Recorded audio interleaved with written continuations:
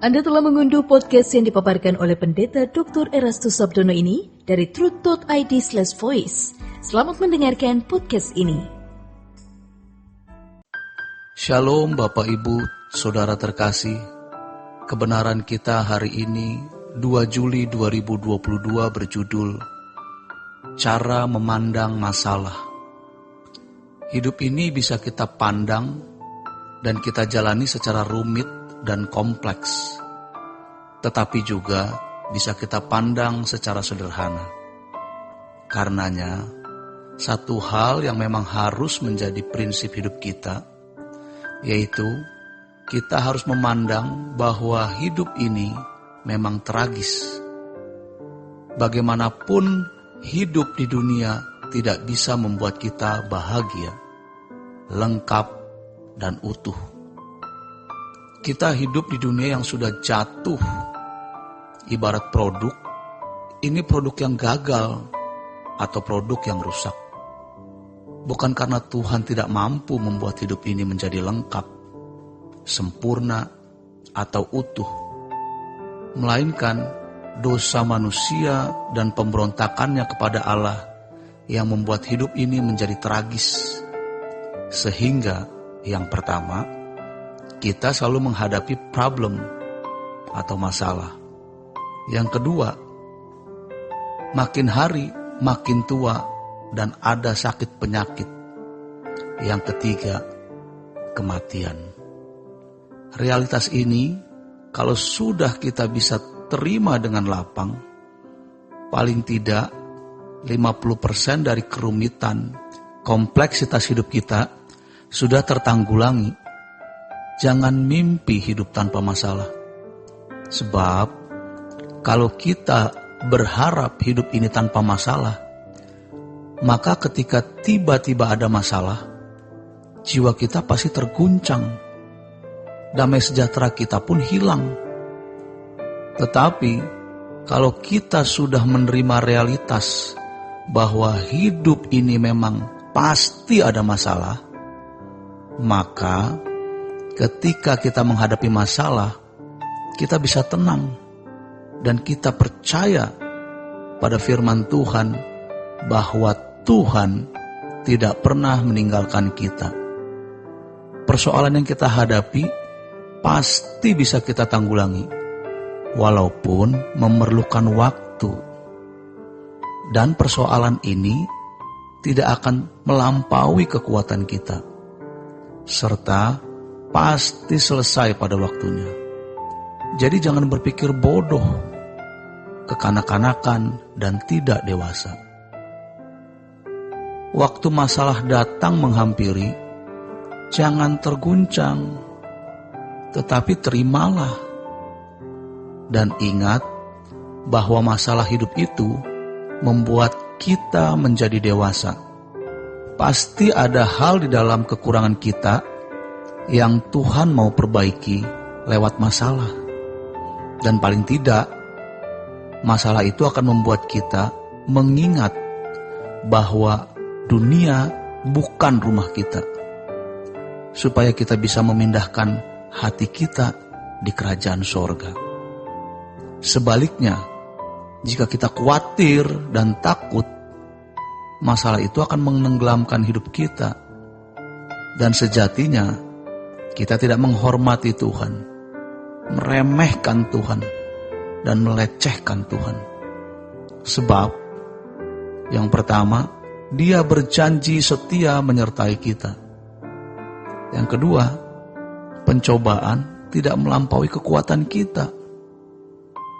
Yang ketiga, pasti selesai pada waktunya. Dan janji yang keempat, persoalan itu mendewasakan kita. Semua ini supaya kita mempersiapkan diri menjadi anggota keluarga kerajaan Allah. Firman Tuhan mengatakan dalam Matius 6 ayat 32 dan 33 bahwa setiap hari selalu ada masalah. Maka cari dulu kerajaan Allah. Maka masalah hidup jangan membuat kita berbuat dosa, tenggelam, jadi takut dan khawatir, kecewa, apalagi membuat kita jadi meremehkan dan melecehkan Tuhan.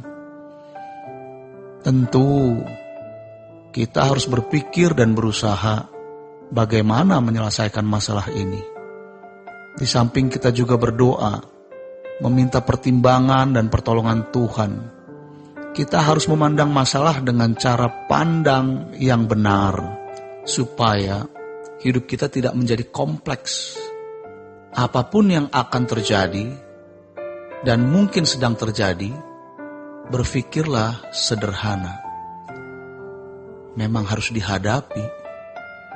Kita harus punya sikap tanggung jawab dalam menghadapinya. Memang terkadang Tuhan tidak segera menolong kita, karena Tuhan membiarkan masalah itu untuk mendewasakan kita. Sehingga kita juga memikirkan perkara-perkara yang di atas. Tuhan pasti menolong pada waktunya, sesuai jadwalnya. Ingat bagaimana Abraham dijanjikan punya anak banyak, tetapi dia harus menunggu selama 25 tahun.